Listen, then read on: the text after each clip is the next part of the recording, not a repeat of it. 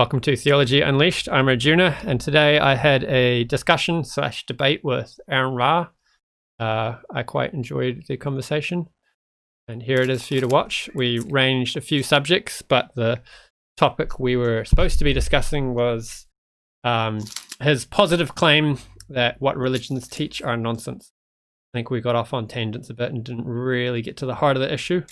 We plan on having future discussions, so hopefully we can go a bit deeper.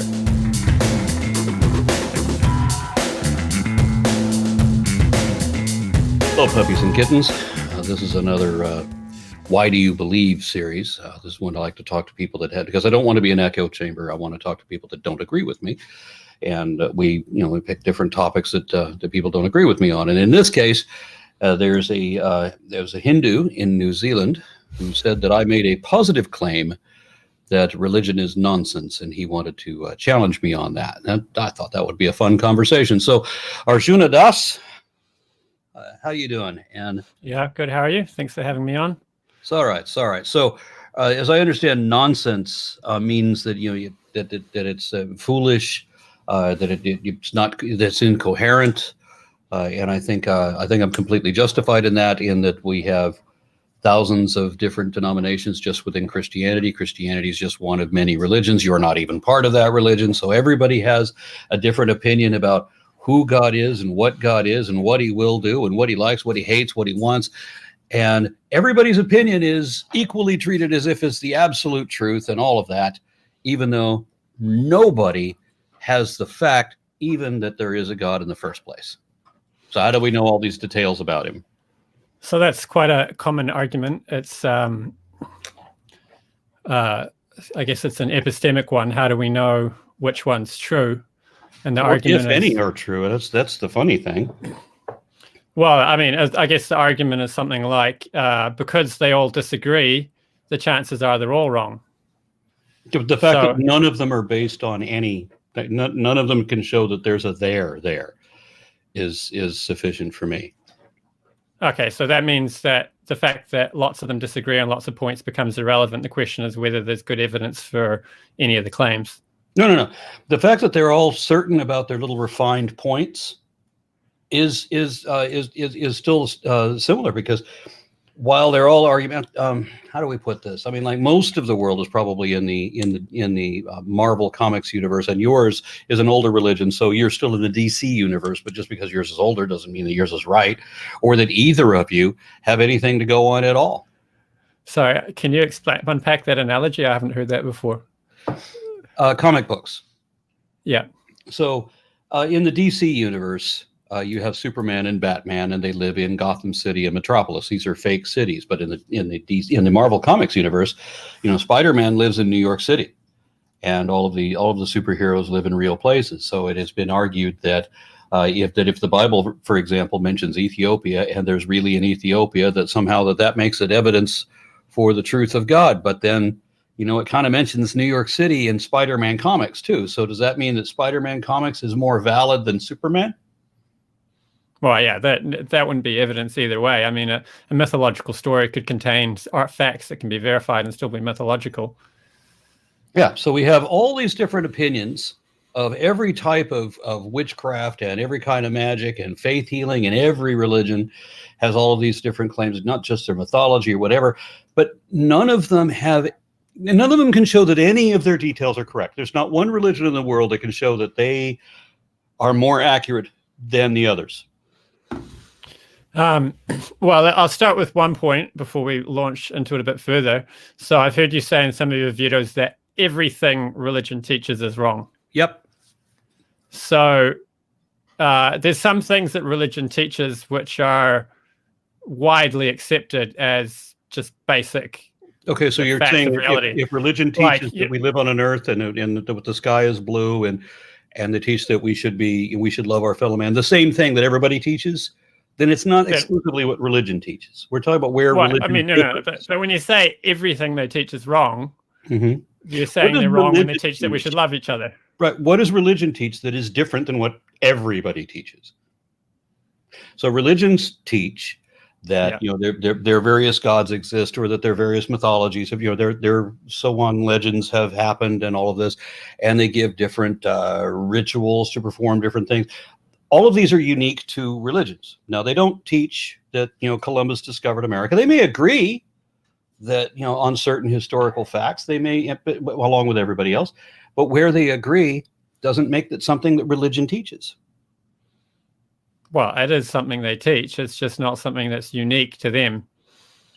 Okay. Anyway, that's just splitting hairs, really. I think it is. Yeah, we are talking about what religion teaches that is different than what everybody else teaches. Fine. And then we want to talk about what one religion teaches over another. Right.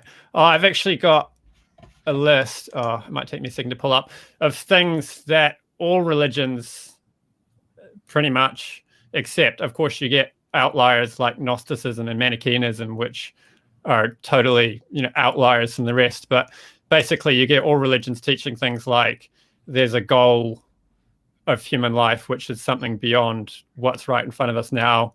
They'll all teach that. None of them are disagreement about that. So they just have different conceptions of what that goal's like. But that's a detail. And they'll all agree that on slightly different epistemologies being valuable, that there's a such thing as revealed knowledge that can give us knowledge that we can't get from other means. So they're all in agreement on a few points such as those. So when you say this is an important thing to bring up, if I may interject again. When I took a class on the history of comparative world religions, they told me that defining what a religion is would be a virtually impossible task. But because I do classification, I didn't find it to be impossible. I just found a commonality. What is it that they all have in common? And every religion, universally accepted as such, is a faith-based belief system that posits that some supernatural essence of self somehow survives the death of the physical body to continue on in some other form. That I found to be consistent with everybody. Yeah. So if you want to make the claim, which some people make in response to Pascal's wager, that because they all disagree, chances are they're all wrong, that same logic applied to if the soul continues beyond the body, or if there is a soul or something that continues. Even Buddhism, they say there's no soul, but they still talk about karma and reincarnation. So they don't really mean that there's no soul. It's just an odd thing they say, which is inconsistent with what they actually believe. Yeah, I gotta throw something in on that too. My wife and I were married in a Theravada Buddhist temple, and while she was talking to the people to secure the pavilion for the event and everything, I took a class. They were teaching Buddhism, and the guy told me that they don't believe in a soul, that they don't believe in God. That they don't believe in an afterlife. They don't believe that you were reborn. And then moments later, the same guy said that you maybe in spirit form for a while before you are reincarnated or find a new body to live in. And then he said that he said that none of us have ever been born, so we can't be reborn. I said, well, we all have birth certificates. And so there's a problem with the argument. And then he said that he doesn't believe in God, but he will pray to Buddha, and Buddha will answer prayers with miracles. That's okay. So Buddha is a magical anthropomorphic immortal who answers prayers with miracles. And you don't believe in a soul. You don't believe in any concept of self. But you used the word you when you said that you could be a ghost for a while before you live again. So you do believe that we're born again and there's an afterlife, and that the soul, that some essence of self continues on after the death of the physical being. And they never wanted to see me again.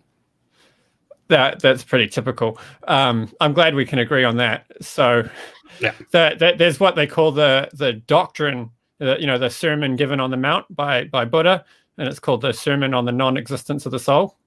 And scholars have noted that the sermon does not say anywhere in it that the soul does not exist. It's the teachings given by Buddha are negative teachings. So the absolute or the soul, it's not this, it's not that. Just like you could identify something by telling people what it's not. And that is useful for gaining some understanding into what it is. But it doesn't tell you that the soul doesn't exist. Yeah, and he never even came out. He's been often labeled as an atheist, which is kind of funny that people worship him as a god. If Siddhartha Gautama was supposed to be an atheist in real life. But in fact, he never said that God doesn't exist. He said whether gods exist or not is irrelevant. It's the Vedic literature is really interesting because it actually talks about other religions and gives some perspective on them. So the Srimad Bhagavatam explains several incarnations of Krishna, and one of them is listed as Buddha. That Buddha came as Buddha for a particular purpose, and he came for the purpose of bewildering the atheists. And at the time, people were taking the Vedic scriptures and misusing them. So there's like animal sacrifice. And so they were using this kind of sacrifice. The way it's supposed to be done in the Vedas is that the horse goes into the fire and comes out with a new body. So you haven't killed the horse. You've just shown that you're doing the rituals correctly. Yeah, and you've proven I remember reading. As a matter of fact, I've got that line you just mentioned. I got it quoted in one of my videos where it talks about where I think the translation into English that I read was that the incarnation of Krishna into Buddha was to delude the atheists. So yeah, so I'll just finish explaining the purpose that's given in the Krishna consciousness understanding, that the people were misunderstanding the scriptures and using it to justify violence and killing animals. So Lord Buddha came and said, just forget the Vedas, throw the whole thing out, just be compassionate. You know, you're suffering. Here's how to stop suffering. You're banging your head against the wall. Stop banging your head against the wall and you'll stop suffering. So the teachings Buddha gave are really simple. And he threw the whole Vedas out, said, forget about that. Just be compassionate and loving. And then later, Shankaracharya came and brought the Vedas in. And then Madhavacharya came and brought in the theistic understanding of the Vedas. And then there was a series of acharyas following from there. So it's a kind of, bring in the lesser of two evils and then gradually transfer over to another thing. So that's kind of a tangent, but no, that's fine.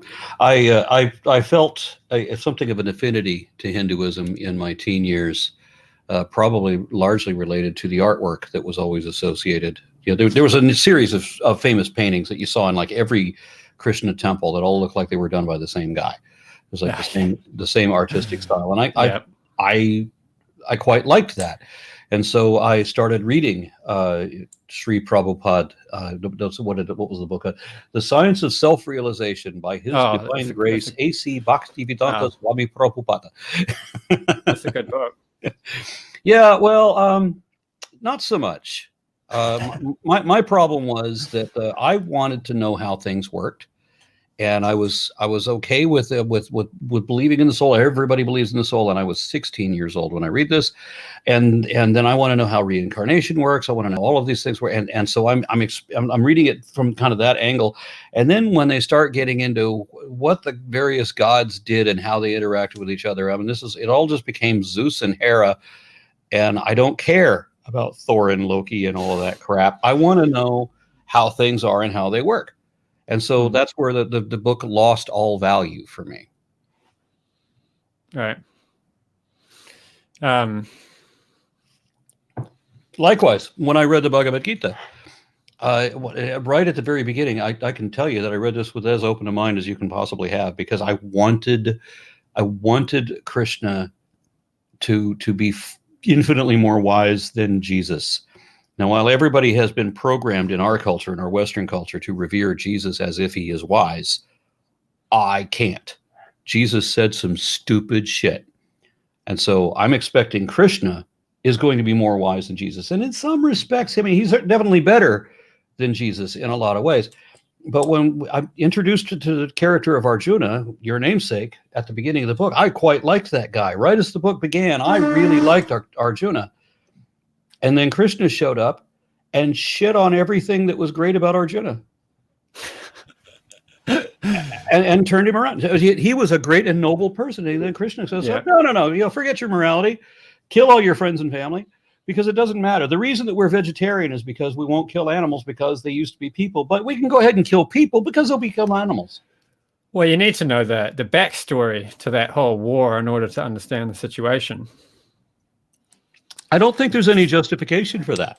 Krishna came in and said a lot of stupid shit. Krishna was hugely disappointing. He advocated and defended the caste system. Well, should we start with the caste system, or should we start with the fighting the battle? I don't want to specifically talk about Hinduism. We're talking about you're going to make sense out of religion. Let's talk about this another day. I'm sure we can have many conversations. Perhaps. So basically, you've got the positive claim that what religion teaches is nonsense. We've focused that down, and you're saying the things that are exclusively taught by religion are nonsense, and the things which religion teaches, which are also taught by social science, psychology, and physics, and so on, are not the things nonsense. that everybody teaches is not what religion teaches. Religion may accept what other people teach, but that doesn't make it what religion teaches. Well, some of the things religion teaches, religion was teaching before science was teaching them. Like? The Surya Siddhanta, one of the Vedic scriptures, gives a description of the solar system. And it's got, it's like Sanskrit verses, which are extremely short, that will give you a way to calculate the duration of the orbits of the planets to an accuracy of 0.3%. And they give distances of these planets, which can be verified by modern science within 0.3%. So like the Surya Siddhanta has a way of calculating, the movements of the stars and the planets and so on. And like one astronomer visited India maybe in the 18th century or somewhere around then, and was amazed by seeing a Vedic astrologer who was able to calculate by manipulating shells on the beach, because the calculations are done quite simply, and predict a solar eclipse. So this Western astronomer turned up to India because he wanted to view this solar eclipse or lunar eclipse or whatever. I'm forgetting all the details. So the way they calculate it is they have bijas, which means seed. So they're numbers which are inserted into the equation, which need to be adjusted as the precession of the equinoxes go on. So they have ways of adjusting these things, and every 100 years or so they need to be adjusted. But once you've got this number and it's accurately adjusted to the modern time, you can do very simple calculations to get fairly accurate predictions on the movements of the planets. Stuff that, like, to do the same calculations with modern science, for example, to calculate the orbit of Mars, you need 15 pages of digits to enter into your calculation. Whereas you can get 0.3% accuracy using the Vedic method. That's probably something you've not looked into, and if you want to debunk it, you'll probably have to do some research. I haven't. I never heard that one before. I mean, I would grant that all of Hindu scholarship in probably whatever application is going to be enveloped within the religion, and so if there is an advanced math, and I would expect, because this was a literate society before most, to be sure.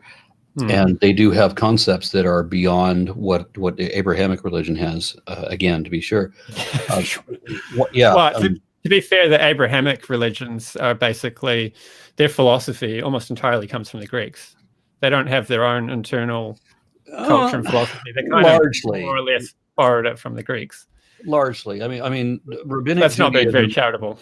Rabbinic Judaism borrows some from Zoroastrianism, and then Christianity reached back past Judaism and took other things from Zoroastrianism that Judaism didn't. And they blended it with Greek and Persian and Egyptian mythology, just kind of like in a blender. But I would see that Zoroastrian faith has more to do with the formation of both of those religions, right, really, than Greeks alone. Although I concede, the stories of what is it, the box, Pandora's box, and Prometheus being crucified to atone for the sins of man, for having revealed to them forbidden knowledge, all of that. There's a whole lot of Christian mythology that is clearly based in Hellenism. Granted. I would have a question for you. There was a reference, if I remember correctly, because all I've read of Hinduism was in the Bhagavad Gita. But I do remember one line where Krishna claimed, everything that the Christians say that Jesus claimed, Jesus never actually claimed, but Krishna did. Krishna claimed to be God in the flesh. And he claimed at one point not only that he himself personally had created the world, but there was the English translation that I read said not only that he created the world, but that he created the universe, and more than that, in one line he said that he created the multiverse. Now, is that just a colorful translation, or would you say that's fair according to what you've read? If you want to say multiverse, it is said that there's multiple universes, but it's nothing like the multiple universes which physics talk about. There's a finite number of them, and they don't solve the mathematical problems faced with fine-tuning and so on. Okay, but it does actually refer to more than one universe? Yeah, it is described as that there's more than one universe. Yeah, and they're self-contained, like little bubbles, and they explain from Mahavishnu, which is a form of Krishna's body, and retract into them periodically. One of the things I like to try to explain to Christians is that just like we have these 16 Gospels that never made it into the Bible, that tell these different adventures of Jesus, like, where he in one of them he advocates against circumcision, and in another one he murders a child for some reason. There's all these different adventures of Jesus, but that Jesus absolutely pales by comparison to Krishna, who has volumes of adventures attributed to him. Yeah. Well, there's one definition of God, which is quite common, but it's more explicitly articulated in the Vedic picture, which by the word Bhagavan, which means full of all good qualities. Van means full, and Bhagya means qualities in a positive sense. So that there's 6 qualities listed. I can usually only remember 5 of them when I try, but he's, full strength. He's rich, famous, intelligent. Two others, but you get the idea. And so the idea that an argument that's it's kind of like Anselm's argument, but it's not given to prove God's existence. It's given to prove that Krishna is God and not anybody else, or that Krishna is the highest expansion of God. That if God is full of all good qualities, then the highest conception of God that is around is the closest to God. And then Jiva Goswami, who gives this argument, or it might have been Rupa Goswami, who was a 15th century Vaishnava scholar, goes on to argue that Krishna has all these qualities in the highest. And in a similar way, I was having a discussion with a Muslim on Facebook the other day, and he was asking me why I accept that, our scriptures are coming from God and so on. And I asked him the same question: why do you accept the Quran? And he said the typical thing they give about the literary sophistication of the Quran. To which I replied, okay, if literary sophistication tells us something is divine scripture, then the Bhagavatam is the highest scripture, because it's in Sanskrit, which is a more sophisticated language, and within the Sanskrit language, it's widely accepted by scholars to be highly sophisticated Sanskrit, the way it's written. Bhagavad Gita is conversational Sanskrit. It's very simple. Arjuna and Krishna are having a conversation, and they're speaking very simple Sanskrit. But the Bhagavatam, except that it's all in rhyme. Well, Sanskrit's a language where you can rhyme very easily. It's a very beautiful language. It's not like English. Like the words have certain endings to make the grammar work, and so it's very easy to rhyme things. And also, Krishna and Arjuna being highly intelligent people, they'll have a normal conversation and be rhyming. Okay, I understand. Because there's a difference between, you can rhyme in simple English and you can rhyme in sophisticated English, which is hard to follow.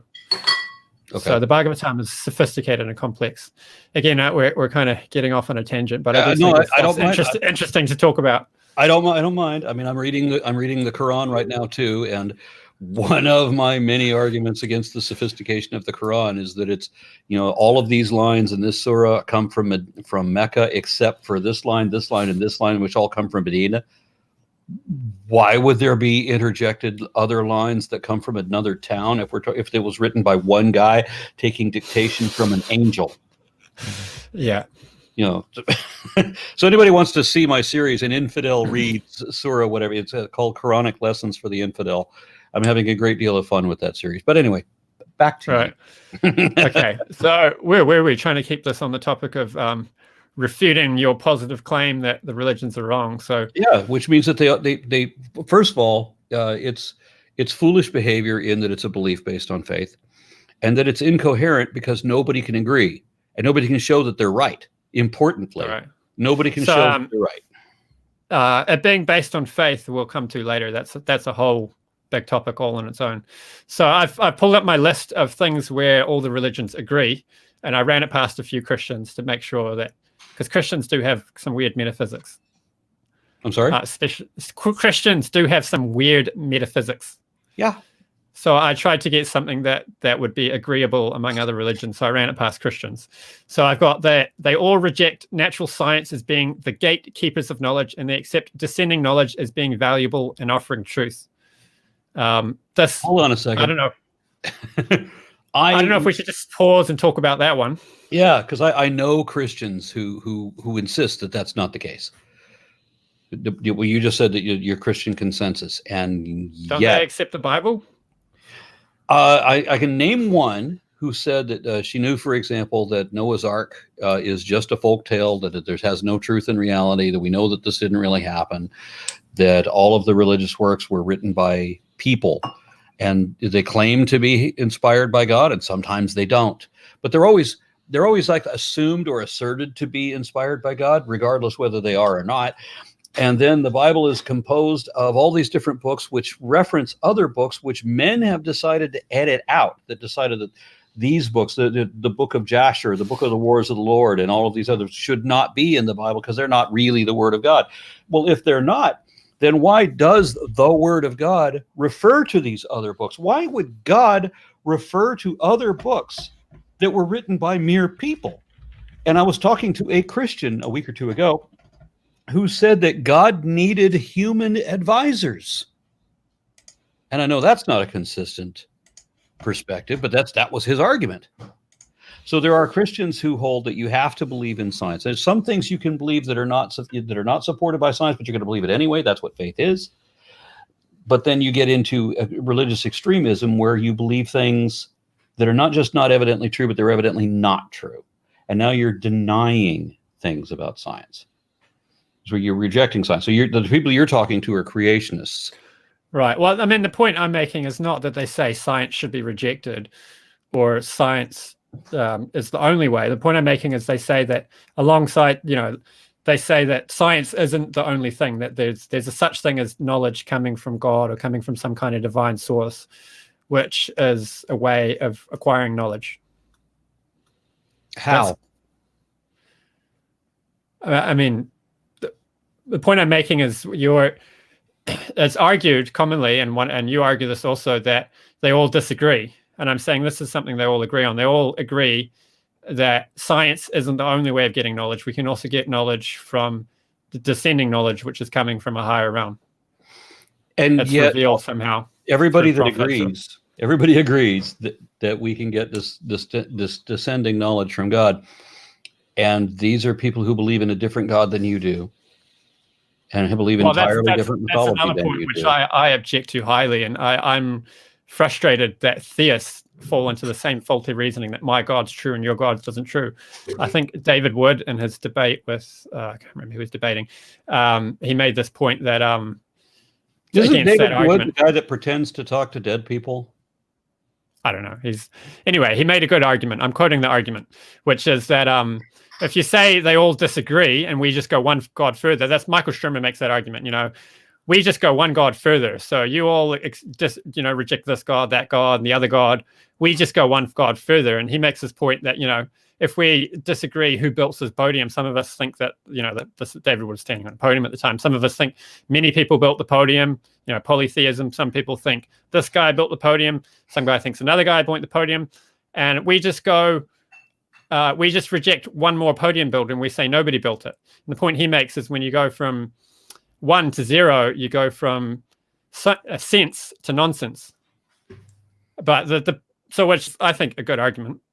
But the point I like to make with it is if you say somebody built the podium, everyone who's talking about the podium builder is referring to the same person. They just might have misconceptions about what that person's like or who they are. And this is an important point that is directly relevant to what we're talking about right now. I've many times heard the analogy that the reason that there are all these different religions is because it's like a bunch of blind men trying to describe an elephant. Yes. So one of them has his tail, one of them has his trunk, one of them has his ear, one of them has his leg, and they're all touching this and trying to describe what the elephant is. Well, that would imply that there was some truth to all religions. Similarly, it would also imply that none of them are the absolute truth. It would imply that they are all wrong. No, not necessarily. If all of them have a limited number of knowledge, so you've got one blind man holding the leg saying the elephant, God, is like a tree trunk. It's true. The elephant does have a leg which has the quality of being like a tree trunk. It's not that he's wrong. It's that he doesn't have the full picture. And if he thinks he has the whole picture, then he's mistaken. But then all of these people claim absolute truth, which implies that that's absolute and truth. Well, somebody having a poor understanding doesn't mean that the bigger picture is wrong. It just means that person happens to have a misconception. It does mean that it's not absolute truth. No, it just means that it's epistemically subjective. Should we unpack that phrase? I'm sure you have argued with it. I feel that I'm at a bit of a disadvantage here in that I almost never speak to Hindus, even though I many times hung out in the local Krishna temple. By the way, there's a 5-star restaurant here in Dallas that is for vegetarian food, and whenever people come to Dallas, and they happen to, because many atheists are vegetarian, and when I find out that I have visitors that are coming to my town and they're vegetarian, I know exactly where to take them. I take them to the Krishna temple. Oh, right. Because that's an excellent restaurant. The ambiance is wonderful. It's a really beautiful restaurant, and the food is good. Nice. Yeah, but it's a favorite hangout for atheists. That's well, I mean, like, we have Christian friends, and if we go over to their place for dinner, we'll bring a meal and we'll offer it to Krishna, and we'll have to tell them we didn't offer it to any idols, otherwise they won't eat it. But we offer it to Krishna, and we believe that's infusing it with the spiritual energy, and we're sneaking Krishna into their hearts. So the same thing's happening to your atheist friends, that you're, without knowing it, you're actually doing a service to the Hare Krishna devotees who are trying to sneak Krishna into people's hearts through their bellies. Well, I was protecting my kids from Christian nationalism by taking them to the Krishna temple. And that's a good way to do it. yeah. And one of the things that it was funny how it worked out, because my daughter had this habit way back then. This was many years ago. She had this tendency of saying, "Holy Jesus," because she was raised in Texas, right? So she's talking to a Krishna, and he's the one that has the head shaved except for the little top knot, right? Mm.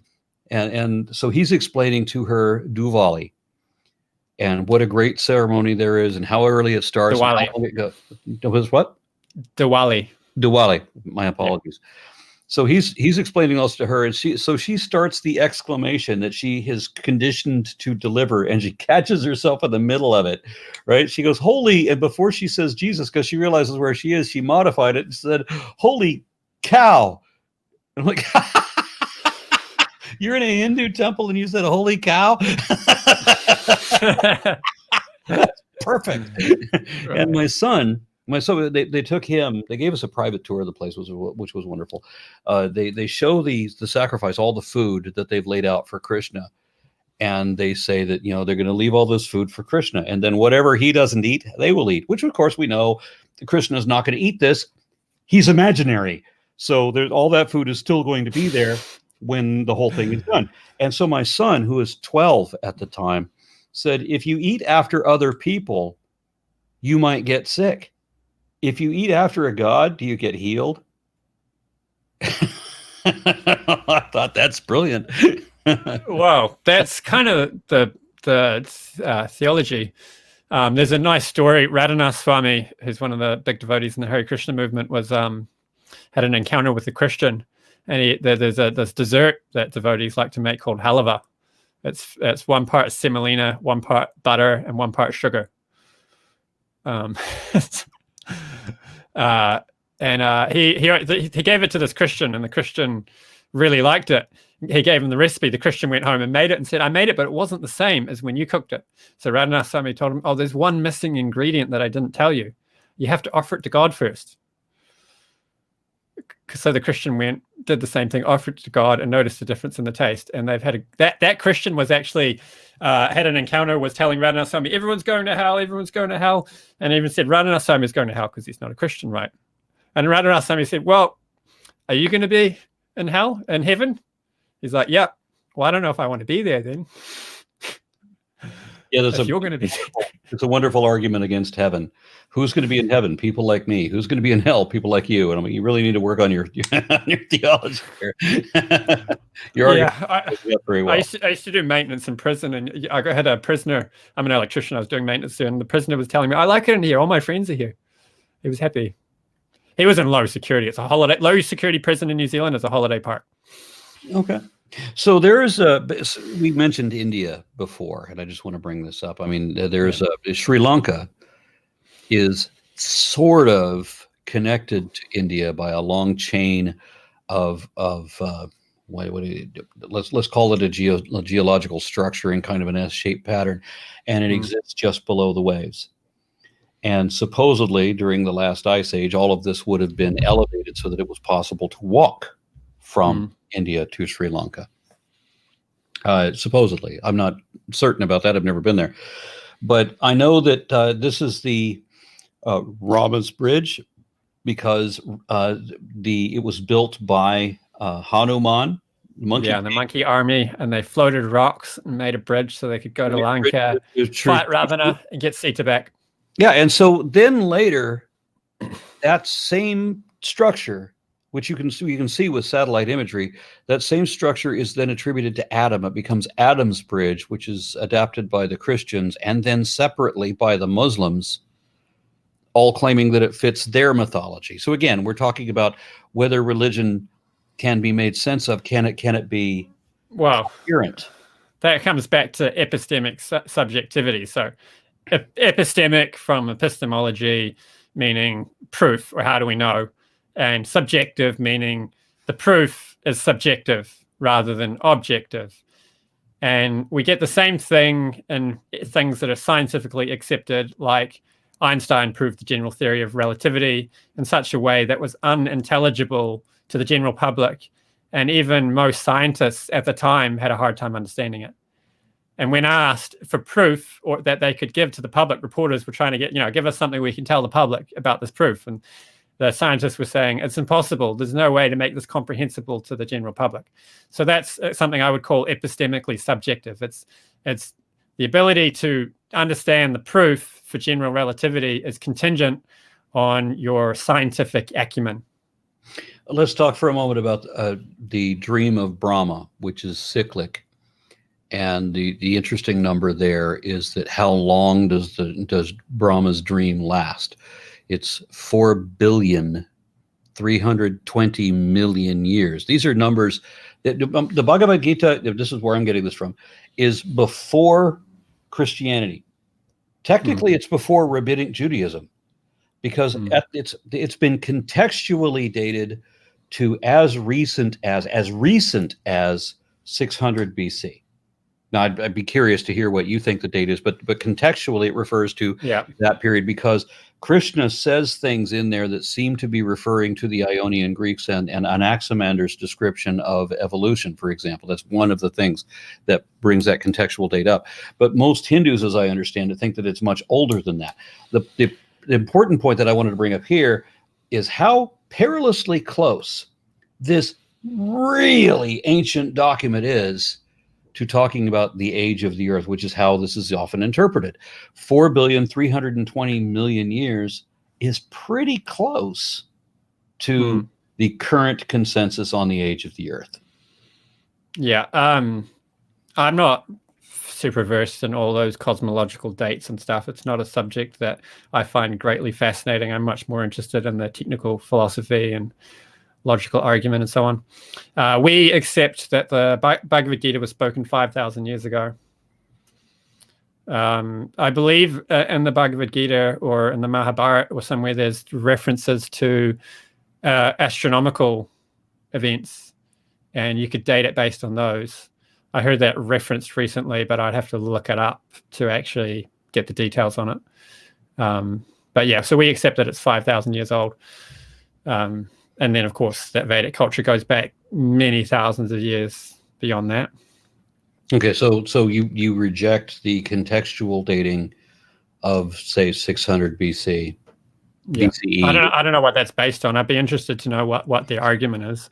Well, the only thing I know specifically that I recognized, I mean, I read that it was based contextually on things that were said and the way that they were said in language. So Srimad Bhagavatam, for example, we have Bhagavad Gita and Srimad Bhagavatam, which are two core scriptures. And the Bhagavatam is considered more complex, more advanced. Bhagavad Gita is more like elementary stuff. the Bhagavatam. Sorry, where was it going? Age. Sorry, I lost my train of thought. Where were we? I apologize. I was talking about the interesting thing being you mentioned that that within Hinduism that you've got measurements for the movements and the stars and everything, and now we have So the dating that's given, the argument that Max Muller gave to date the Bhagavatam was based on the development of language. But the thing with the Srimad Bhagavatam, in contrast to other Vedic literature, is the Srimad Bhagavatam is an oral tradition. So the Srimad Bhagavatam was spoken to this group of sages, and then one of those people that was present there later spoke it to this group of sages, and at some point it was written down. And interestingly enough, in the writing down, we have stories of the person who wrote it down, but it gets bizarre. But because it's an oral tradition, the dialect of Sanskrit in which it's spoken is more modern, as opposed to the other Vedas, which were handed down verbatim. So they didn't change to accommodate modern dialects of Sanskrit. So Max Muller tried to date Bhagavatam based on it being in modern Sanskrit, which can't date it for the argument I just gave, because it's spoken, so it keeps updating. It was updating for some time until it was eventually formalized into modern forms of Sanskrit. But also the problem with his date is he said at the time this is the earliest it could possibly be. He'll be, and he allowed 200 years for each stage that you would have to go through in the changes in the steps of the language. So they know based on how languages evolve that the fastest it can happen is 200 years for these sort of chunks that he was talking about.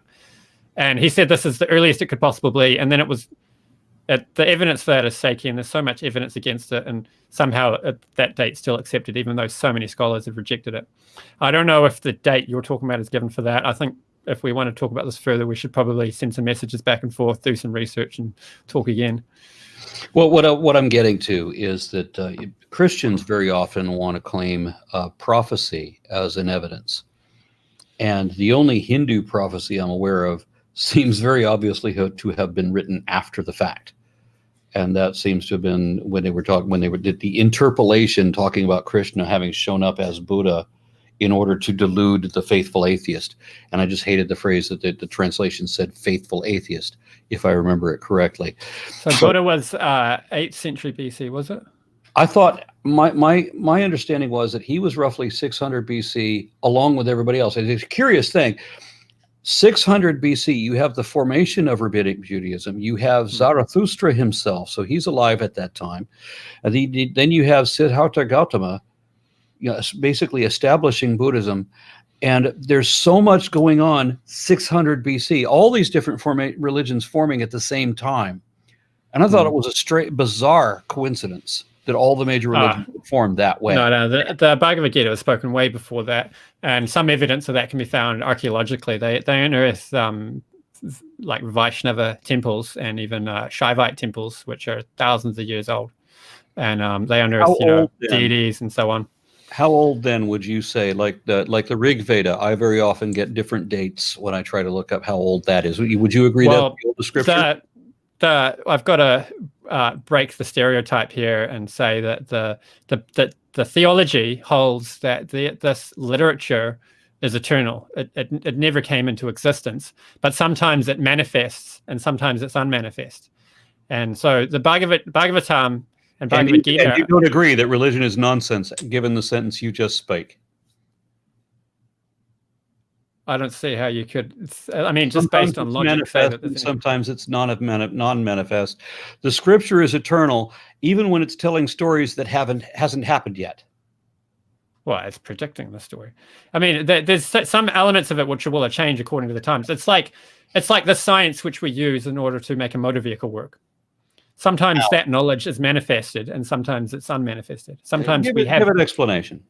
What you mean by that? So the principles of electrodynamics, that knowledge, that is, supposing let's say the knowledge is a metaphysical thing, and it's perennial. Anytime you get an agrarian society which starts to become sophisticated and focus on exploring reality, they will discover electrodynamics and build an induction motor.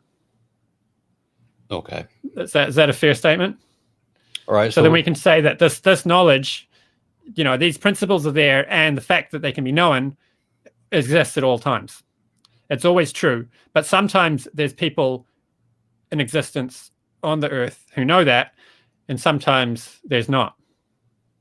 So we don't have any internal combustion engines from 5,000 years ago. Well, the Vedic technology that's talked about uses more metaphysical technology to achieve the same purposes. So they don't need to destroy the environment because they can do it with using more subtle technology, which is another whole can of worms, which we could perhaps talk about. Another can of worms. We're still not able to make sense of the thing. Okay, so I'm looking for. We understand that we're supposed to believe on faith, and I've read plenty about Krishna bitching about people in their faith. Now, you say faith doesn't mean what I say it means, and the Christians say that the faith doesn't mean what I say it means, but I can use their own scripture to show that it does, and I can use the Quranic scripture to show that it does. So let's come back to this one point. Oh, you want to finish? No, it's just fine. Go ahead.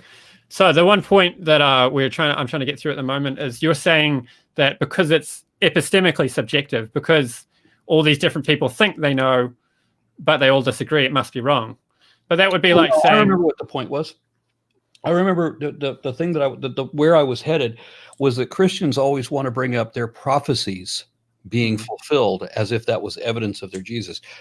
But very often what they're claiming as prophecies can't be rationalized in any sane way as being a fulfilled prophecy. Like, when Isaiah, for example, Isaiah 7 is talking about how there's a child and he tells the king, don't worry about your Syrian and Palestinian invaders because this woman, this unmarried maiden is pregnant, and once by the time her child is able to choose honey over curds, then you will know that your enemies are of no threat to you. He's clearly not talking about Jesus, but somebody mistranslated unmarried maiden to virgin. And so the Christians say, always talk about Jesus. And then Matthew writes into the scripture, and Matthew is definitely accepted in canon. So this is the word of God. He's misunderstood Isaiah, but yet that's the argument that they have. Their evidence is this fulfilled prophecy, which is absolute bullshit. I'm not compelled by that. I would be much more compelled by what you were saying before about Hindu scriptures having, mathematically confirmable, testable results in astronomy, for example. Yeah.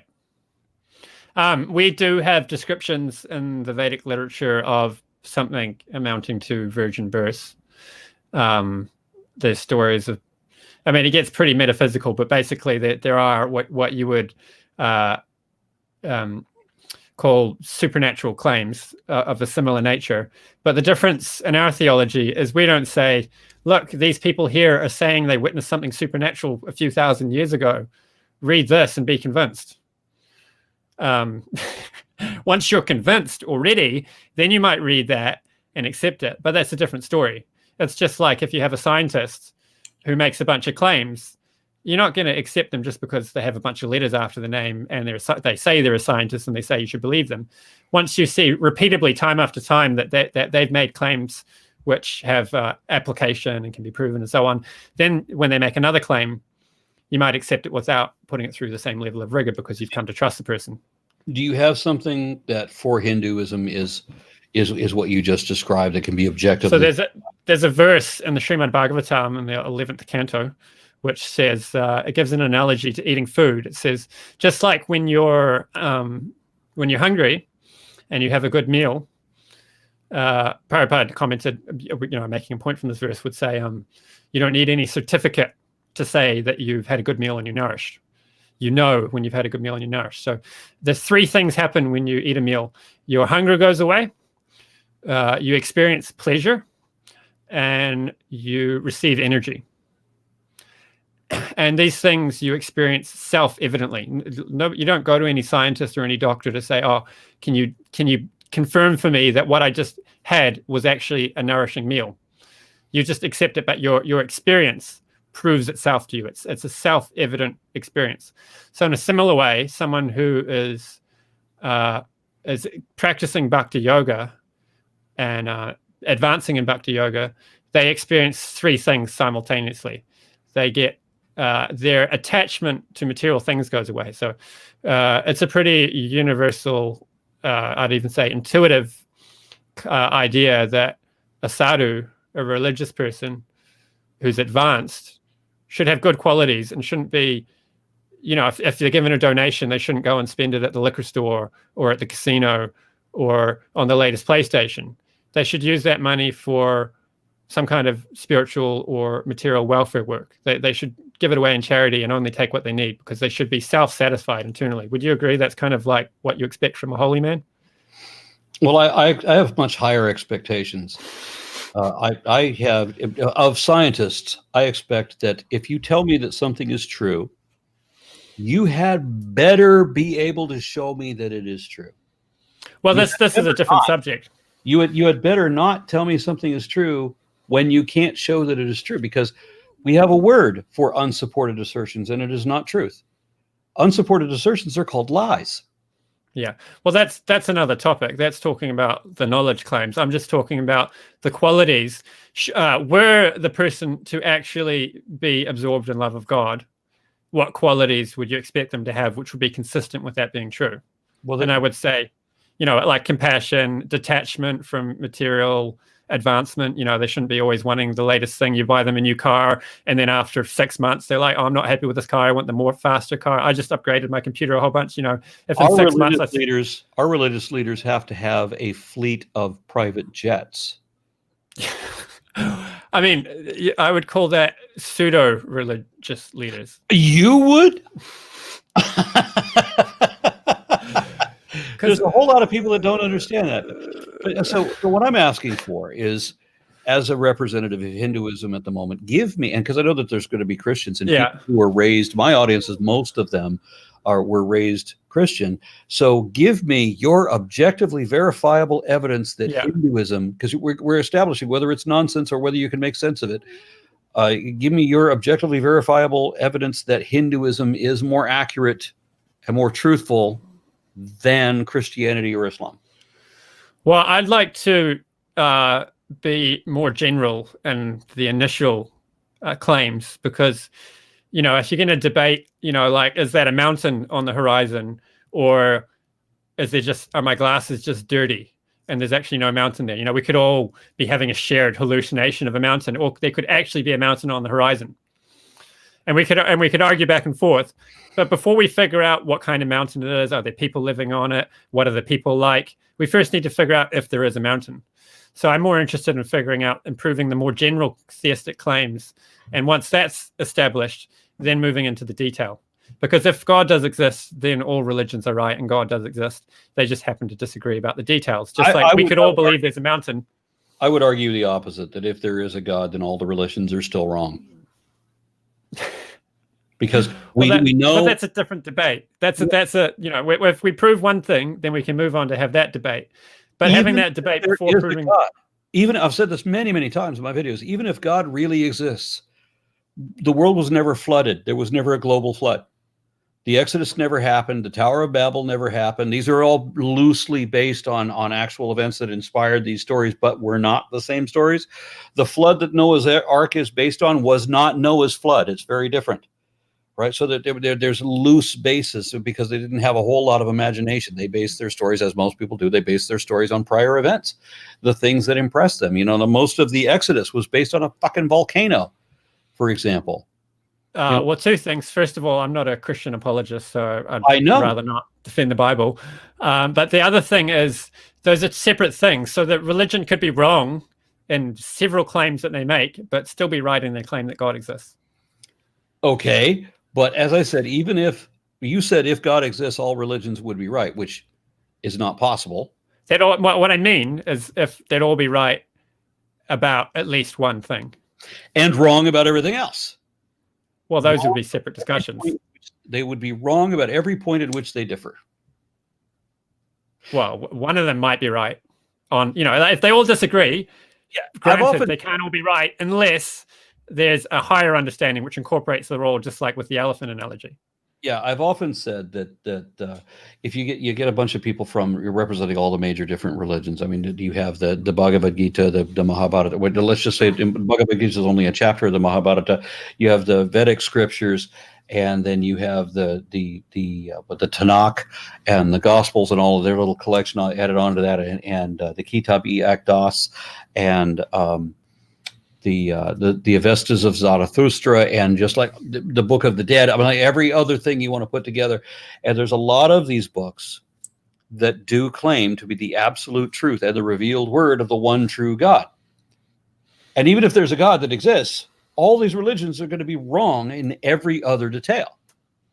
So how do we tell which one is right?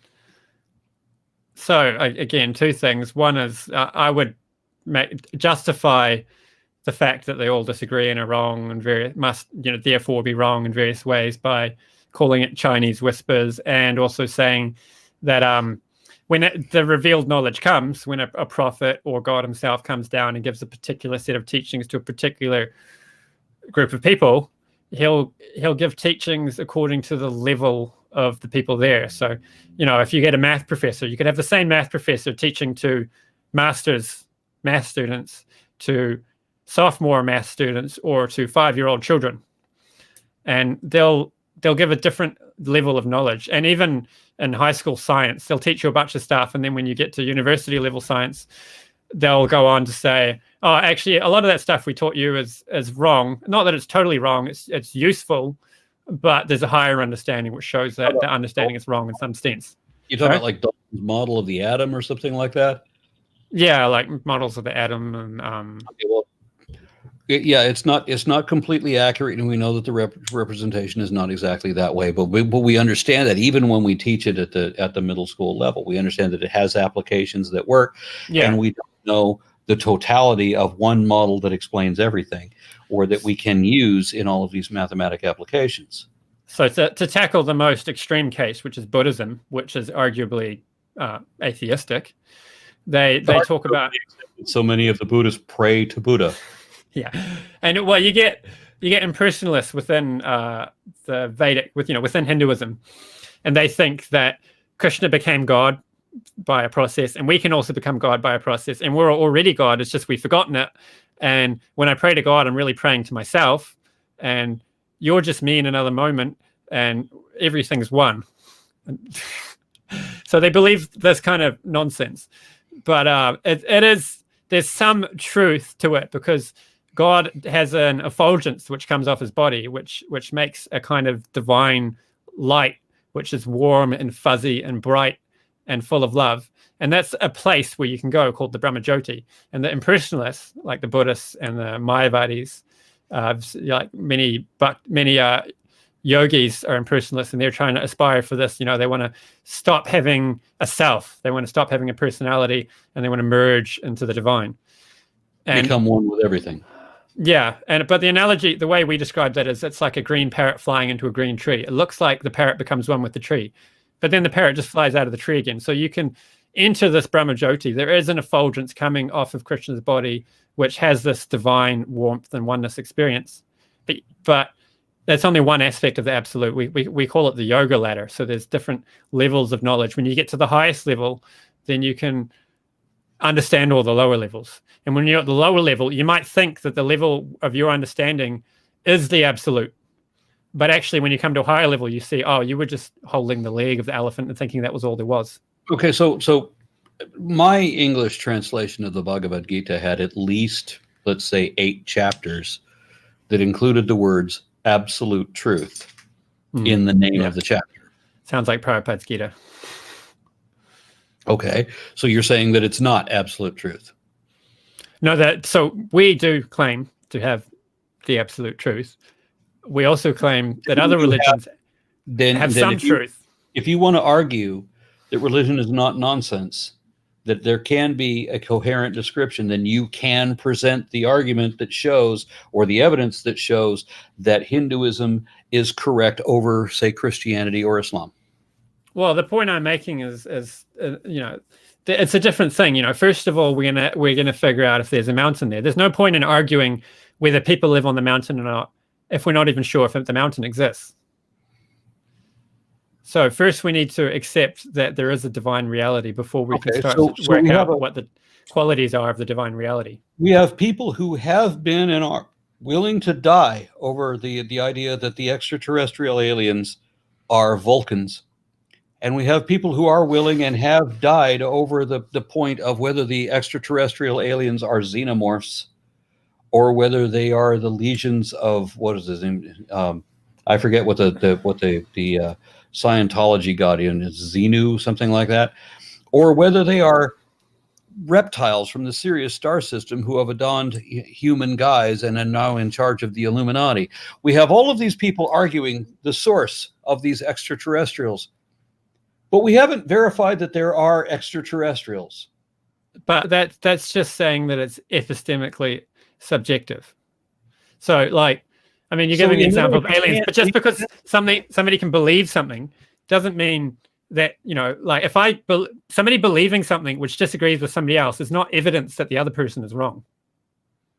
So if you have a bunch of religions all disagreeing, none of that is evidence that any of them are wrong. If they're all claiming absolute truth, as you are, and the Christians do, and their truth is mutually exclusive such that you can't all have absolute truth.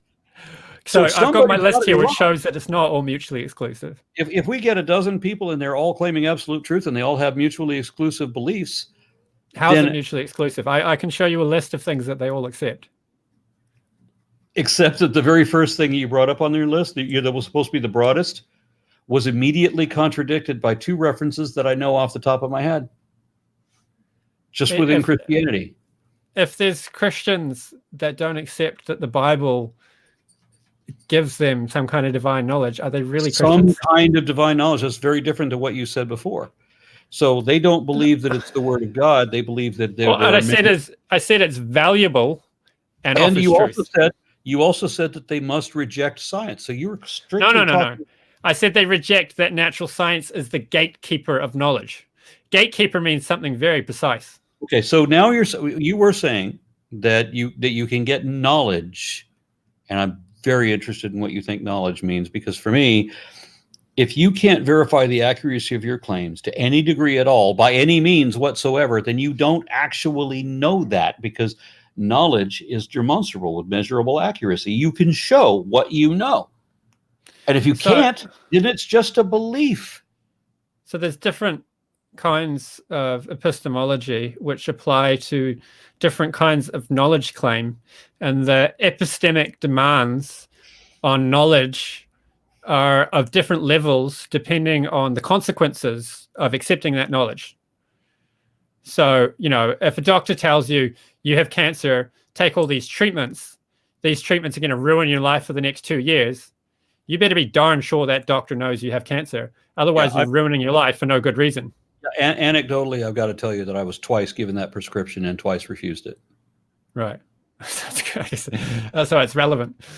So, you know, I've heard that compared to drinking the Kool-Aid. If you just believe whatever the doctor tells you and take all the drugs they give you.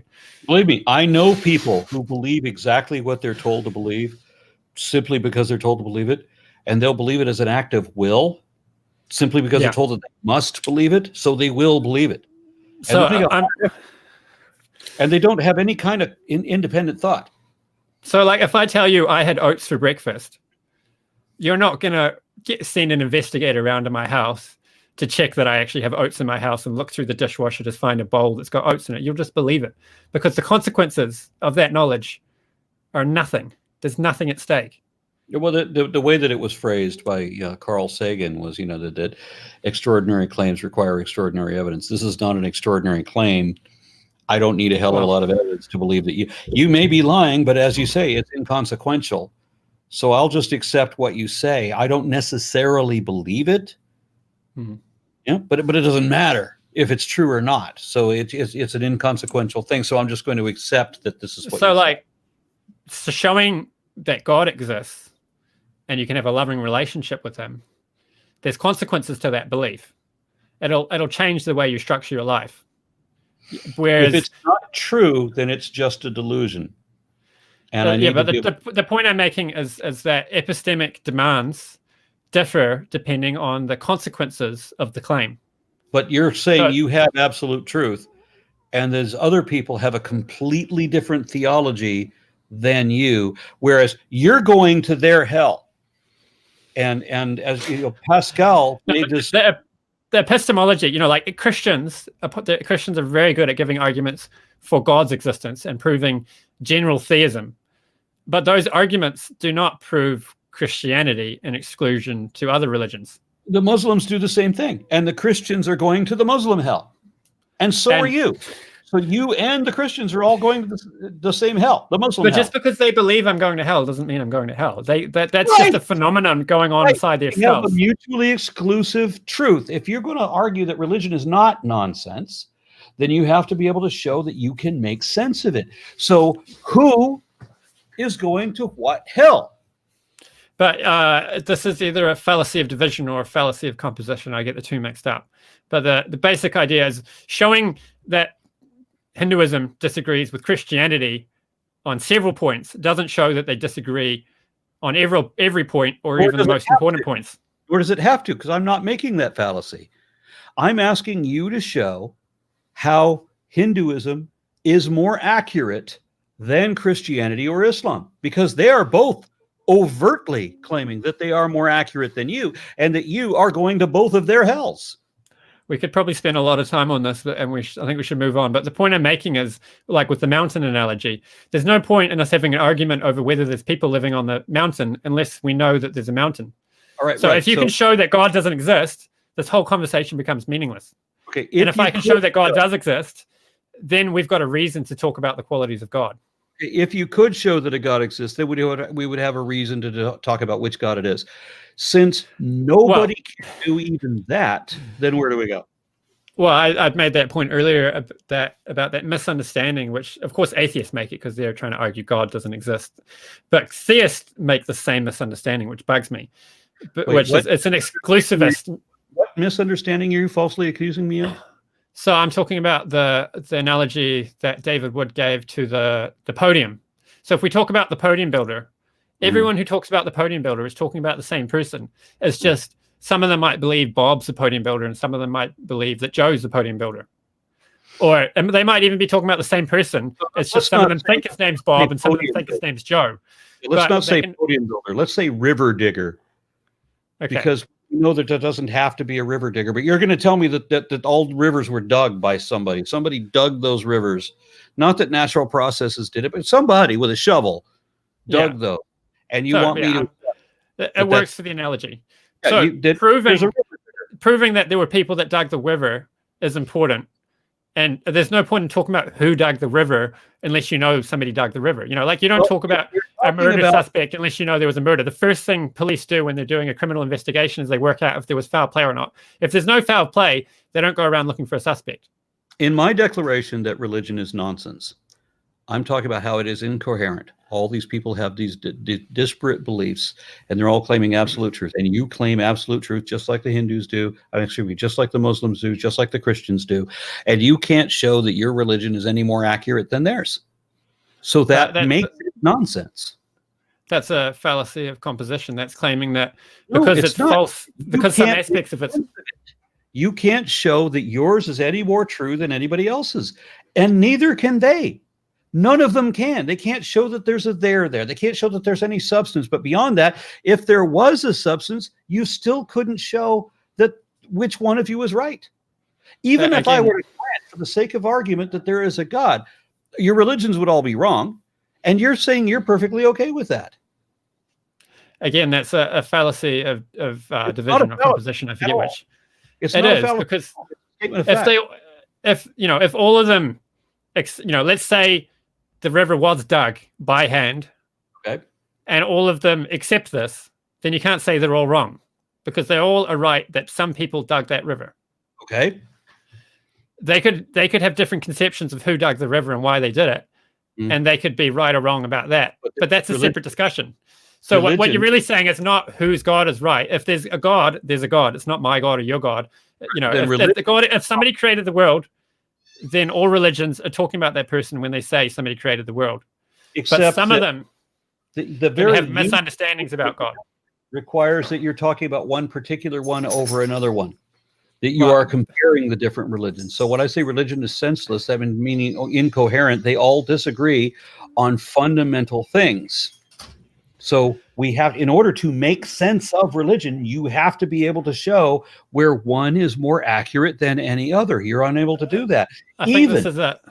When you assume that even if we grant for the purpose of argument that there is a God, I'm willing to grant for this particular argument, let's say there is a God. Even if a God exists, all religions are still going to be wrong.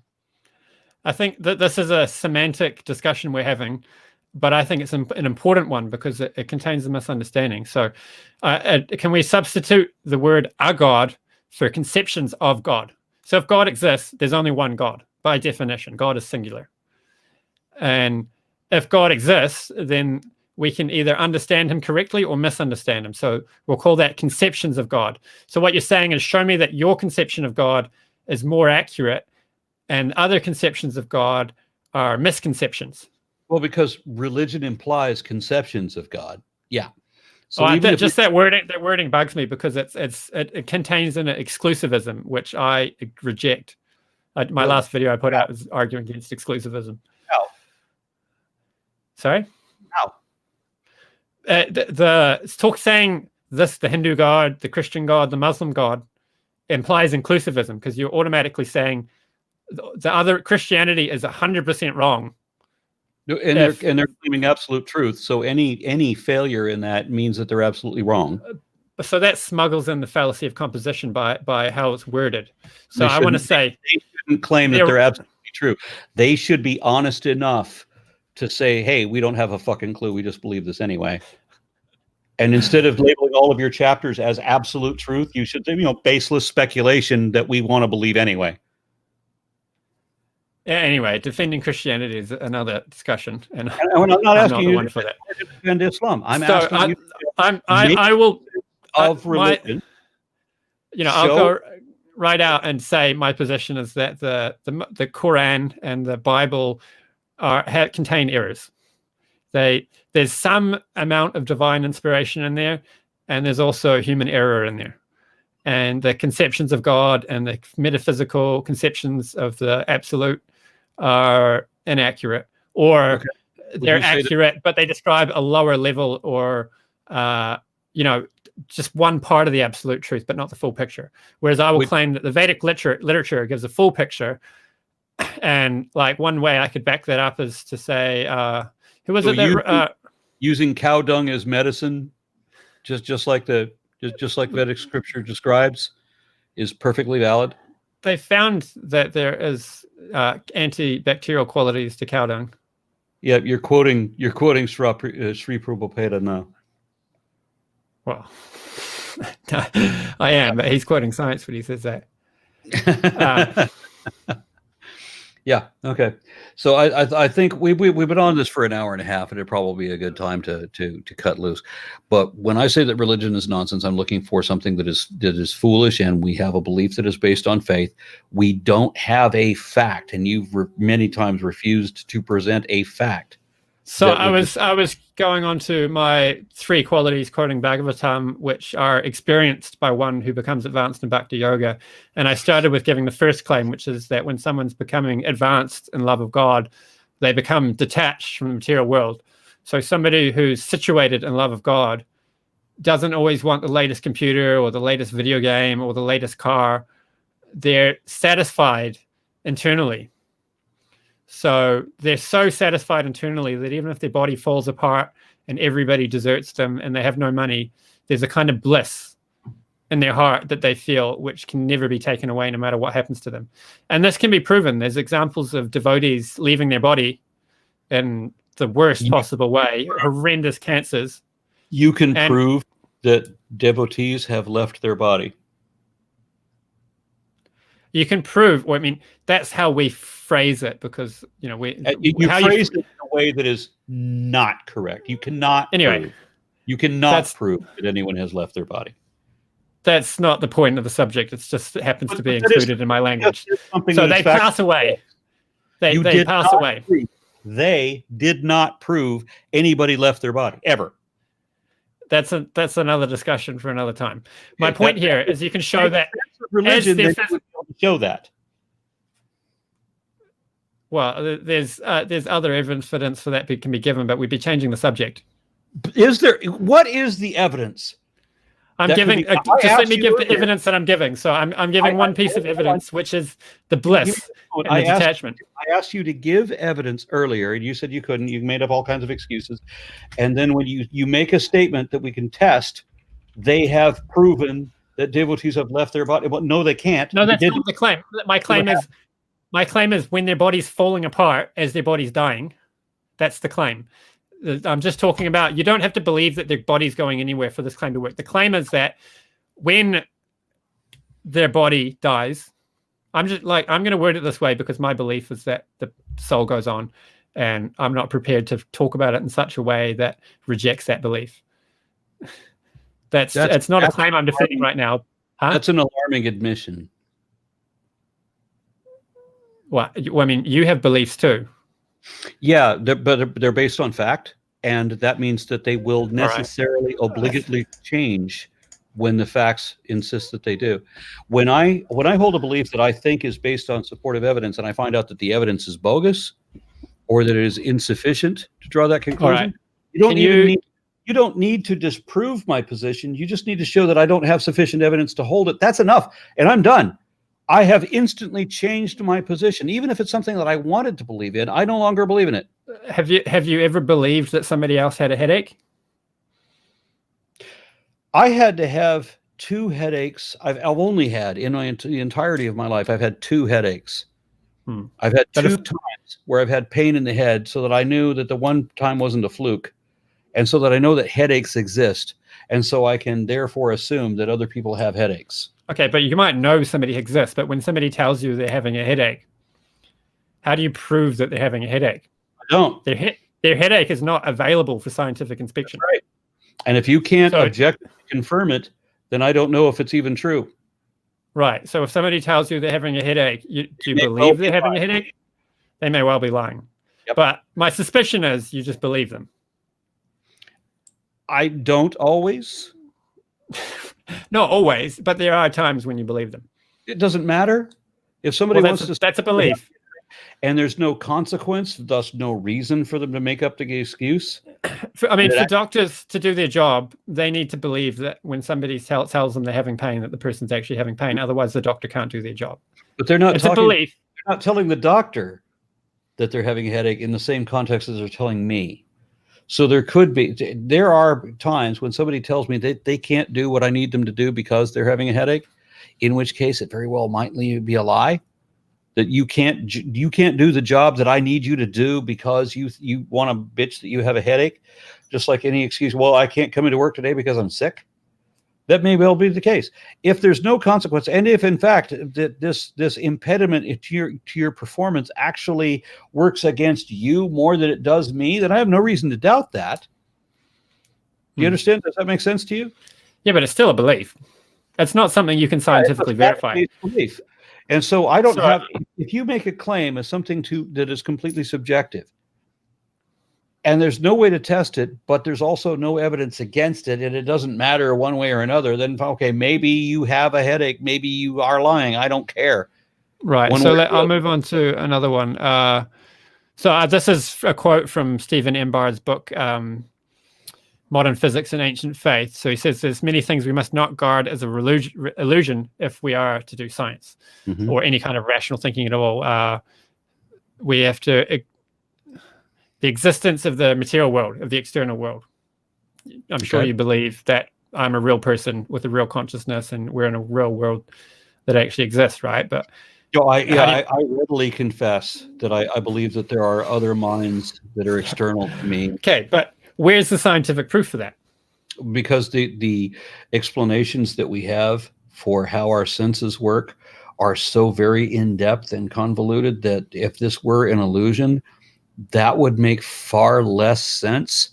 And the arguments that I have recently heard that none of our senses work the way that we're told that they do because we're basically just video game characters in an illusion, like we're Super Mario Brothers and we just hear things because we're supposed to hear them. Well, then why do we have all of these in-depth, complicated explanations for how the inner eardrum works that I can test by fucking up my inner ear so that I can no longer hear you?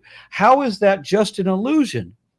Obviously, the way that your inner ear works, the way that these vibrations through these medium actually does occur. So it becomes Occam. It's a violation of Occam's razor and Hitchens' razor to assume that reality is not really real. And that's probably the prime motivation behind all of my activism and all of these religious arguments, when they always want to deny reality in some way, one way or another, because they all want to believe in make-believe. That's it. They don't want to understand the way things really are. And I do. So my thesis here is to go after your idea that everything should have scientific evidence for it. So you gave an argument. You said basically it's internally consistent and it's parsimonious. I don't have to have scientific evidence for everything. I have often explained that if you go back 100, 200 years ago, that most of the things we have scientific explanations for now, we didn't then. But that doesn't mean that where we used to believe that epilepsy was demonic possession, just because we didn't have a scientific explanation 200 years ago, doesn't mean that it was demonic possession 200 years ago.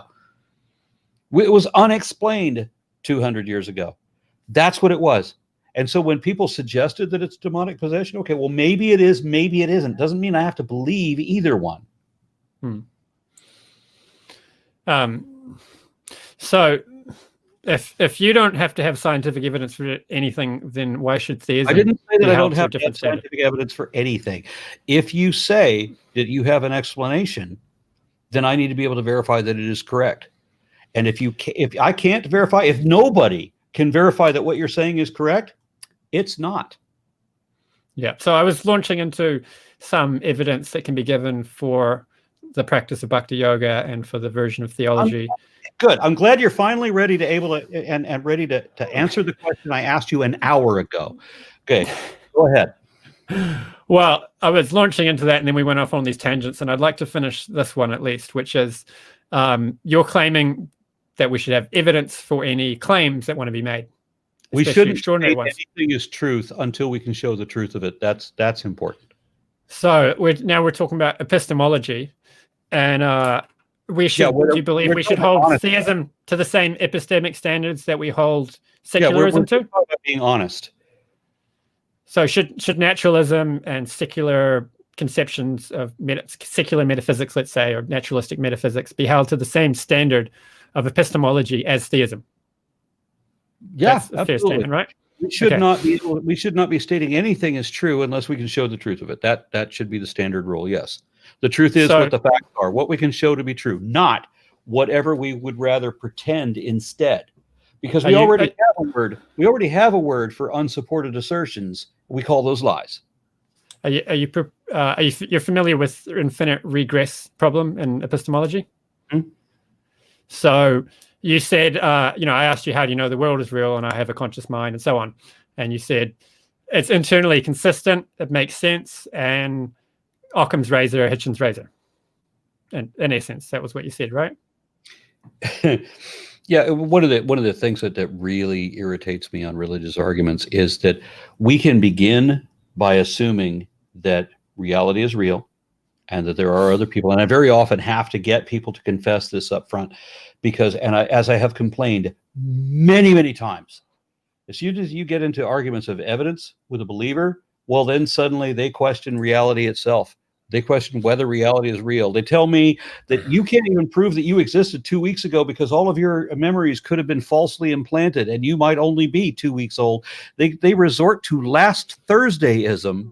I hope you're familiar with the concept. Yeah, I know the argument. So I'm so enormously irritated by that. So the reason this argument is relevant. Do not question whether reality is real if we already agree at the onset that reality is real. No, so let me frame the argument or put it in context. We all accept that reality is real. There's I know several people who do not. Okay. You and me both accept that there's a real material world with real people in it. Okay. Yes. And based on that, we can do science and so on. My point with this argument is if we need to hold theism to the same epistemic standards as science. Yes. So let's look at the epistemology we use to establish that the material world is real, Okay. and see if the arguments that are given against theism aren't defeaters for science too.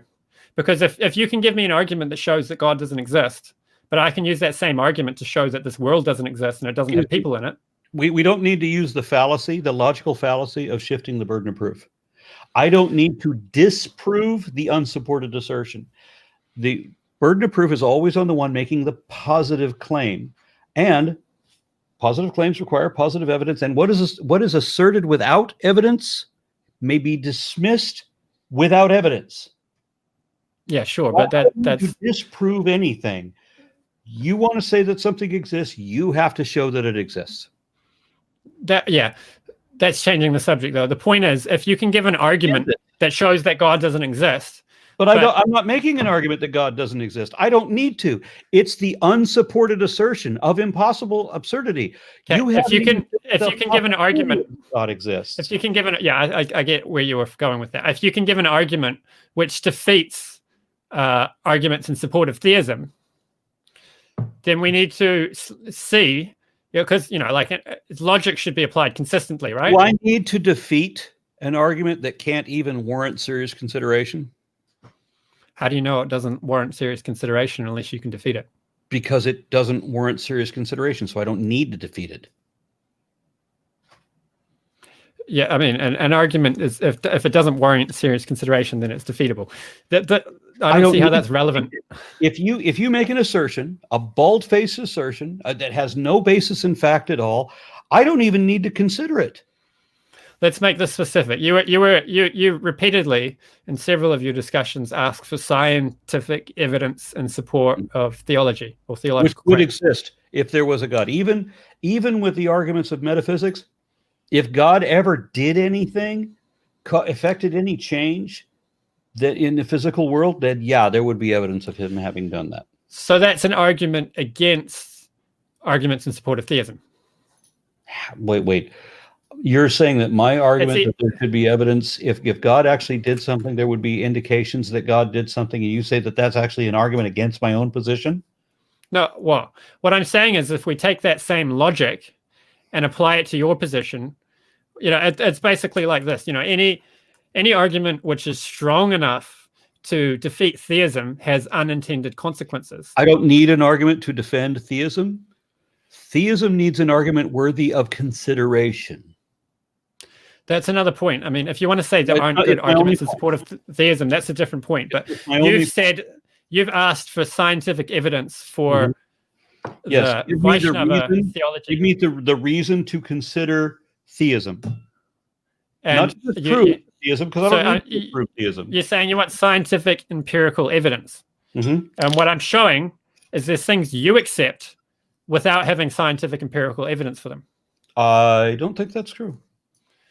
And I gave the example of this world existing, basically solipsism not being true. There's a real world with real people in it. Yeah, but there are logical reasons to conclude the reason that I do. So you can't say that I don't have reason I do.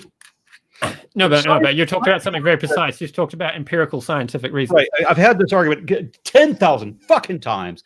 I don't know why theists are so goddamn removed from reality that this argument has to come up all the fucking time. I get so tired of it. Okay. So science works with models. I've got you fired up. Science has to work with whatever model works, and they discard those things that don't work. All right. So we have this experience that it is, as David Hume himself said, it is impossible to function if we assume solipsism. If we assume that there's nobody else, no other minds except ours. There's no other way to. There's no way to. That's a pragmatic argument. Yes, exactly. Does something having practical benefits show that it's true? At what point does truth have even a value if there's no pragmatic advantage to it? If nothing you do or say or think ever makes any sense, if it's not possible to, and he said it's not possible to exist if you don't make this assumption, well, then this is the model that works. because it's not possible to function without it. So probably please do not do the thing that every other fucking theist does, which is question the reality of reality when you can't justify your belief system. So I'm not actually questioning reality. What I'm doing is showing how your argument doesn't allow support for the existence of reality. But so let me give the epistemology I would give. It does, for the reasons I've already explained. If reality exists, and we accept that we both accept that we accept that there's an external reality beyond our minds, and God has had some effect in the past. He's done something. He's had some, whether it's a global flood or whether it's Rama's bridge or whatever the fuck it is, there's going to be some evidence that he left behind. Please tell me what it is. And then you make up the bullshit excuse that you can't even prove that you existed 2 weeks ago because it might be false memories and we might be living in the Matrix. I don't want to hear the bullshit excuse. I want to hear the rationale. So let me build up the epistemology I would give to show that the material world exists. 45 minutes. Sorry? We've been an hour and 45 minutes into this, and I've had this conversation 10,000 fucking times. And when we got into the point where you begin to question reality and tell me that I can't prove that I exist, I'm not interested in the conversation anymore. But you haven't actually shown that you have an epistemology which is supported by science. Or you've shown that it's actually shown is that I was correct when I said the religion is nonsense. That's what you have actually shown. I haven't gone into the evidence. I'm starting with building up epistemology before going into the evidence. You're telling me that I don't know. You're going to give me the problem of induction again, as if that's an argument worth pursuing. Why? You don't think epistemology is worth examining? So let me build up the epistemology I use to show that the material world exists. It's called self-evident. So when we wake up and look at the world outside, it's the perception that we get through our senses and our interactions with the world and the way our brains function tells us it's self-evidently apparent that the world exists and there's people in it. There's no other reasonable conclusion to make based on the data that comes to us through our senses and our experience of reality. You literally can't function otherwise. Yeah, so I'm calling it self-evident. It proves itself to us. It's like the sunshine. If the sun's shining in the sky and somebody says that they can't see the sun shining in the sky, they're either lying, they're mentally ill, or there's something wrong with their eyes. Why do you believe that my mind exists independent from yours? Because I have an apprehension of truth, a self-evident perception that it cannot reason, that the experience I have of interacting with you and reading the things you write and show cannot possibly be interpreted any other way reasonably. The only reasonable conclusion is that you exist and have a mind. Then, given this agreement that we have, are we going down this channel instead of providing the evidence that there is a truth of God? So you just made a statement that I think is really important to debunk, which is that everything should have empirical scientific proof. Should have any. If you're claiming absolute truth and Christianity is claiming absolute truth, and they're mutually exclusive, and the Muslims are doing the same, and so are the Sikhs. No, well, you're again making the fallacy of division. Just because they disagree about some things. I'm not making a fallacy. You can't say that they're mutually exclusive in their entirety. The Christians are saying ours are the absolute truth and the Hindus are wrong. You show me how the Christians are wrong and the Christians can know that they're wrong. You give me the argument where Christians will understand that you're right. You're going to make sense of religion, which is currently senseless. And if you can't make sense of religion, then religion remains senseless.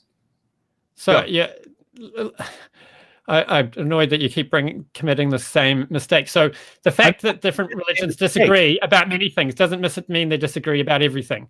And they don't disagree about the most important things. They're absolutely right. They have the absolute truth. And the Hindus are absolutely wrong and worship Satan. Okay. I mean, do you think that people disagreeing with each other shows that none of them are right? When they claim absolute truth, yes, because then you only need a single exception for an absolute argument. When I became an activist, it was because I got a hold of a Chick tract that was being published by not just Jack Chick, but it was also endorsed by Answers in Genesis. And one of the things that it said was that Hinduism, that all of the gods of Hinduism were actually manifestations of Satan, and that you were worshiping the Christian God unwittingly, and that you actually worship Satan. So yeah, but they're wrong about all those things, but they're not wrong about God existing. Doesn't matter, does it? Because we started this saying even if we were to assume that there's a God, religions would still be wrong because religion is nonsense. So you're saying that you're claiming absolute truth and they're claiming the absolute truth and they're claiming their absolute truth is that you worship Satan. You worship their devil. Do you worship their devil or are they wrong? They're wrong about exclusivism. Now show me how they can know that. Make sense of religion. So, I mean, I could launch into whole problems with Christian hermeneutics in the Bible and, Paul making things up and stuff. Pat, I would enjoy the fuck out of that. Go ahead. I can send you some lectures given by one. Lectures? Do you think that the Christians of my audience are going to read your lectures? No, but I'm saying, I mean, for your own personal interest, you might like to hear Hare Krishna digging into Christian hermeneutics. I have delved into that a little bit. And I've been terribly amused by what I've had encountered so far. I've actually quoted a couple of Krishna. And by the way, help me with this because I'm a Westerner. I don't really know. Bhakti, does that refer to Krishna belief? Or Bhakti is a very general term. It means devotion to God in essence. So like we have an inclusivist picture. Let me rephrase the question. We have the Brahmin. We have the Shivites. We have the Vaishnavites.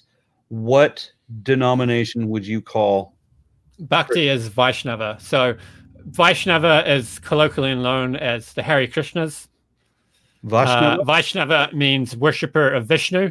Thank you. Vishnu is a name for Krishna, for an expansion of Krishna. Krishna has many forms. And this goes back to the argument for God being full of all good qualities. Just like you get a court judge, he's got one persona when he's at work. And when he goes home, he's got another persona. So there's one story of the prime minister. It might have been Winston Churchill or one of these prime ministers. Someone was there to meet with him, and he was waiting for 2 hours or something. And eventually he got tired of waiting, and he went to see what was going on. And he could hear from inside the prime minister's son was sitting on his back and riding him around like a horse.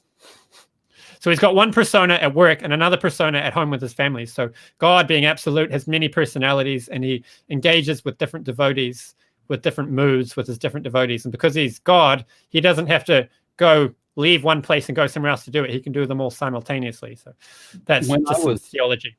When I was in India, and I don't know why this reminded me of this, but when I was in India, there was the most horrific thing. I'd been so misled about what Hinduism was and what it was all about. I mean, because I grew up in Los Angeles in the late 60s and early 70s, dude. I'm really raised by a bunch of hippie people, and so I have a very different concept of Hinduism than what I encountered in India. Mm-hmm. And when I was there was a mob of Hindus that broke into a Muslim man's house, dragged him out of the house, and murdered him. You mentioned that to me. Yeah, so they killed him because they thought he was eating beef. And it turned out he was eating chicken, but that didn't matter. They had already killed him before they figured that out. And the strange thing was, because Indian law, because it was religiously motivated crime, it wasn't a crime at all. That's terrible. So Prabhupada criticized that kind of thing. He talked about the Muslims and the Hindus fighting each other. And he said when they had these wars and all of them were dead, lots of them were dead, and you piled the bodies up, and they burned them because there's so many bodies, they had to burn them. That's all they could do. You couldn't tell Hindu from Muslim. It didn't matter. And this was his argument against that kind of exclusivism. Fighting over religious differences is ridiculous. So in India, if you study the history of ancient India prior to the Muslim invasion, there was complete religious tolerance. So they had Jains and Buddhists and all sorts of things, and they were not killing each other for religious reasons. Was it complete religious tolerance if the Hindus are teaching that Buddha was actually just Krishna disguised to deceive them all? Well, you can disagree with what somebody believes, and you can debate with them in a civil fashion without. And but you can still call that religious. By religious tolerance, I mean everyone can coexist peacefully. I'm not going to kill you because you disbelieve. I might argue with you and in favor of what I believe and against what you believe, but you can be my next door neighbor. We can have dinner at each other's houses. We can coexist peacefully. It doesn't matter. You can believe what you want. Well, I wish we had a culture like that, because currently I found that I've lost more. Sincerely, I have lost more family and friends over who they voted for in the last election. Yeah. So we're talking about polarization here, and polarization is good for nobody. And like, there's good reason to believe when the British left India, they deliberately inflamed tensions between the Hindus and the Muslims. They made it happen externally, split up the country in such a way and said the Hindus can have this one and the Muslims can, and so they'd all fight over land territory and stuff. So and that caused a lot of death. Is this where Pakistan? Yeah, Pakistan and all that stuff. Yeah, the British made that worse. But and the Muslims, like, just for my Western listeners, I would like them to know that it was Guru Nanak in I want to say 1400s. I may be wrong. Guru Nanak was visited by God, and God said that neither of the two great religions were the true way, and so he gave him a middle path. And what he meant by neither of the two great religions was he was talking about Hinduism and Islam. For whatever reason, Christianity didn't even get consideration.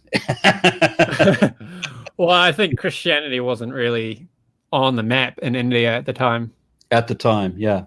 But you would that's why it wasn't relevant. God is going to be uber galactic, and so he shouldn't be so provincial. No. I mean, when you've got something to say to somebody, like, say it's an emergency, the house is on fire, you need to get out of the house of fire. Are you going to be like, oh, and while I'm here, let me tell you the science of the induction motor? It's like, no, you give them, like, people have a limited capacity people are not that interested in theological discussions. I'm sure you have friends and people that talk to you that don't really care about all these arguments. They don't want to know about it. They just want to enjoy their life in peace, right? So you get lots of people like that. So when God comes to give a message, he can't just give like the full comprehensive theology to somebody who doesn't really have an appetite for it. He can just give a very limited thing, like, here's what's relevant, this is what you need to know, and this will get you up to the next level. So the difference with our theology is we think that progression in love of God can be a gradual thing that happens over many lifetimes. And you can disagree that that's the case, but let's just look at it as being an internally consistent thing, which is not a dangerous belief to have. Because if I believe it's something that can happen gradually over many lifetimes, then if you want to be an atheist for the rest of your life, that's fine. I don't believe you're going to an eternal hell for being an atheist. Whatever the consequences of your actions are, they're for you and not for me. And if you want to learn the hard way or the easy way or whatever you think's the best route, that's for you to decide, and you should decide based on your own internal feelings, and I respect that. Let me ask one last question, and then I'm going to have to close this up. Right. Okay, so I mean, I once believed in a God. Yeah. I once investigated Hinduism and came away wanting for a number of reasons. And then, of course, I had to discard a number of other religious ideas as well. And I tried getting into transcendental meditation. I tried to experience a number of like personal experiences of astral projection or whatever. I wanted to find out whatever the truth is. And eventually I found that there's no truth in it. So you obviously, your mileage may vary. So my experience was different. Yeah. So tell me why you believe, and then we'll let that be the closing statement. So I'll go through this list now. So I was making the point that, so this is the list. So just like we were talking about eating, when you eat food, you experience pleasure eating it, you get energy from the food, and your hunger goes away. 3 things happen simultaneously. And it's self-evident. Nobody has to prove it to you, and it can't be proven to you. If you don't have that experience, nobody can come and say, oh, actually, you did have a nourishing meal, and you did enjoy it, and you did get energy. It's like, no, I didn't. Nobody can argue with your experience of that. It can't be disproven. I mean, of course, you could have food that's not really food, but then you wouldn't be getting energy from it. You'd be getting malnourished, and you would experience that eventually. Like if they feed ducks nothing but rice crackers, they'll die eventually from malnourishment. And that will prove that they weren't having real healthy meals. So, and they also get, they experience devotion and they get direct experience of the Supreme Lord. So this is what someone who's advancing a love of God experiences. And we have evidence, which maybe, I'm sure it won't convince you, but it's consistent with this, which is that there's many people that practice this philosophy and claim to have this experience. So, like many people, when they start chanting Hare Krishna, they find they lose interest in eating meat. Their consciousness becomes transformed or elevated, and an aversion to meat develops. They can no longer feel good about eating, enjoying something with their tongue at the expense of another living entity suffering. And we can find many holy people, you know, you look through history at great saints, someone who's not a pseudo spiritual leader, but a real great saint will have this quality of being detached from the material world. You can't say, oh, I'll give you $1 million if you start telling all the people in your church to buy my product. You can't buy them like that. If somebody's really advanced in love of Godhead, they won't be like that. They'll just say, no, I don't want your money. I'm happy just with a small amount of wealth, and I'm happy just telling people what I know to be true. You do find people in the world like that, which cannot be bought, which, you know, they don't want the latest PlayStation. They just want simple life, and they want to do their bhajan, their prayer and their devotion to God, and go on in that way. And you can experience this yourself. You can, you know, get a set of japa beads, start chanting Hare Krishna every day, you know, chant kirtan in the association of devotees, and read the Vedic literature. And you can also experience your developing a detachment for material things, and a kind of bliss comes into your life, which is necessary for that detachment to take place. And you get some sense of the divine, and you experience bhakti. You get a service mood. You know, when you really love somebody, you want to do something to please them. That's bhakti. You get this urge to do service. So these things can be experienced, and this is a kind of proof. So a lot of religious people will say, you know, accept it because all these people historically claim they saw something, and you have to believe it, and you'll find out when you leave your body if it was all true. I don't think that's a satisfactory claim. I think that if you're going to practice a spiritual science, you should be able to verify things as you go along. Practice a spiritual science. Oh my brain just like, you don't throw it in reverse at 40 miles an hour. Just strip gear. Spiritual science. So I define science as reliable methods of acquiring knowledge and achieving results. Right, which means religion is completely out of the conversation. It's absolutely not reliable in any respect.